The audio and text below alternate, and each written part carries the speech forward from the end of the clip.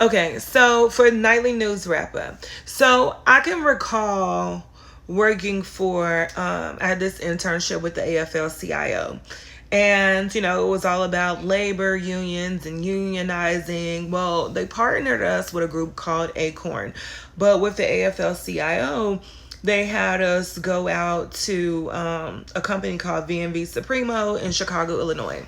And the reason why we went out there was because VMV Supremo was hiring undocumented workers, and we went to this neighborhood. And I remember it was like streets that all started with K. So we were in conjunction with Acorn, and we were going knocking on doors. And I remember it was like a predominantly black neighborhood because those are the only people that came to the door. So I assume that it is a predominantly black neighborhood. I remember it was like a bunch of streets that started with K. One street that stands out to me is a street called Kildare. And I remember knocking on a gentleman's door, a black man, and he was saying that, hey, like, you're being used, because I was the only black person outside of my supervisor at that time or whatever.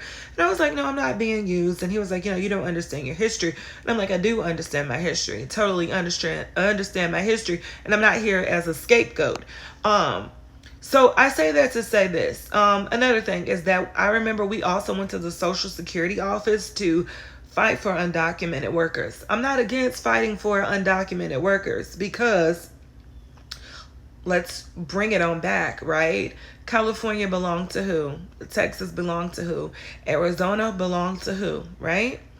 It all belonged to Mexico until, Mexico, back during the westward expansion, they were like, yo, like, we'll let you do have a little bit of land. However, individuals have to subscribe to speaking Spanish, and they also have to convert to Catholicism. Of course, those damn American colonizers did not do that. Okay, they took the land, did what they wanted to do, and then of course, like, Mexico lost the battle, so your land is confiscated. So once again, America, the terrorist ass country that it is, it has stolen from them. So I think it's silly for them to be deported. Like, it's totally fucking silly. Like, it is actually their country. You know what I'm saying? So I think they deserve fair treatment. The black and browns deserve fair treatment. And I know some will say, like, oh, you're black, stay out of it right now, because